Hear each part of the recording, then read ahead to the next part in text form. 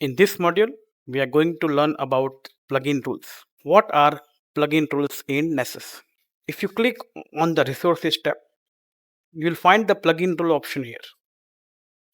This option specifies about hiding or changing the severity of any plugin. For example, let's say a particular vulnerability was detected in one of the device. Now we find that the vulnerability is not appropriate as the part of the severity. The vulnerability by Nessus was given medium severity, but it impacts a lot to us, and hence it can be a high level or a critical level for our context. So in that case, we can go ahead and change or override the particular plugin rules inside the case. Let me take one of the example. Now, if you check the report that we downloaded, we are going to get multiple different types of plugin. You see the first column, plugin ID. Copy any one of them, okay, and we can create a new plugin rule. Create a new plugin rule. Do you want to create the plugin rule for a specific host? If it is for everyone, then leave this as empty. If you don't write anything here, it would not trigger for a specific host, versus it would instead do for everyone.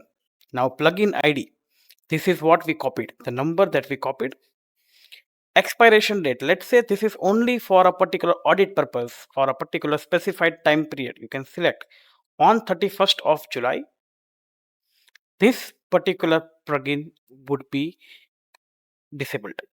Severity, we want to hide or this. So the current severity was critical because we have selected the risk is critical. Now we can go ahead and make this as low. We found out that whatever is the critical vulnerability based on this plugin ID is actually not critical. It is a low severity for us. Hence, we are going to add this up. Now, if you see in the host section, there is a star. Star means wildcard. Everything it would pick up: the plugin ID, the expiration date, and the low. Let's create one more plugin rule for a specific host. Now, this time I'm going to add my metasploitable IP 192.168.1.12. Now, I would like to select another plugin. Let me go ahead and select another one, 32321. Copy, minimize, number. We don't want expiration. This is permanent for this particular host, and we want this to be made as informational. Click on add, and now you have added the plugin rule here. Now there are two rules that we have created. First was for everyone, that is the star, plugin ID, expiration, severity. Second is specific to the IP address that we have mentioned. Now all the other devices would be getting as it is from Nessus, but for 1.12, if this plugin ID hits, it would be created severity as informational level. This is how we have the plugin rules. After plugin rules, we have something called as customized reporting. Now we have seen the reporting in Nessus, where we can get the output of the scanned files inside our keys. Now, what do we mean by the customized reports? Let's say we work for a specific customer. Let's say I'm working for Amazon.com. So I can go and check for Amazon logo. Click on any one of them and save images we can do, and go to the downloads and save it out. Now you can create a specific report for the customer that you are working for, your client. So now it is checking the templates, and you have the name and logo. Let's start with name and logo. Now you can give the custom name Amazon. You can upload the particular logo where you have downloaded, and this will be added here. You see the Amazon has been now checked upon.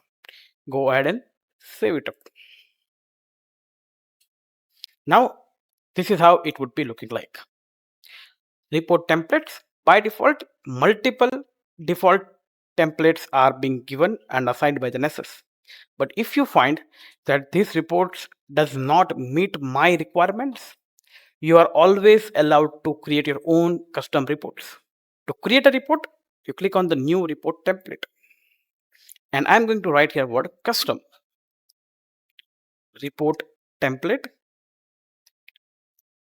Amazon, my client name. You can write a description.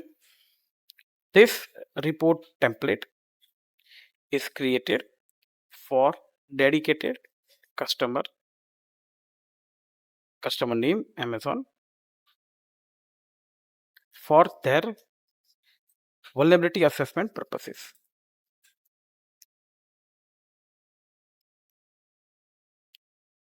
That is the meaning of it. Now we have the option of add a chapter. We have multiple different things that are coming up. Let's say we want to give them all only remediation.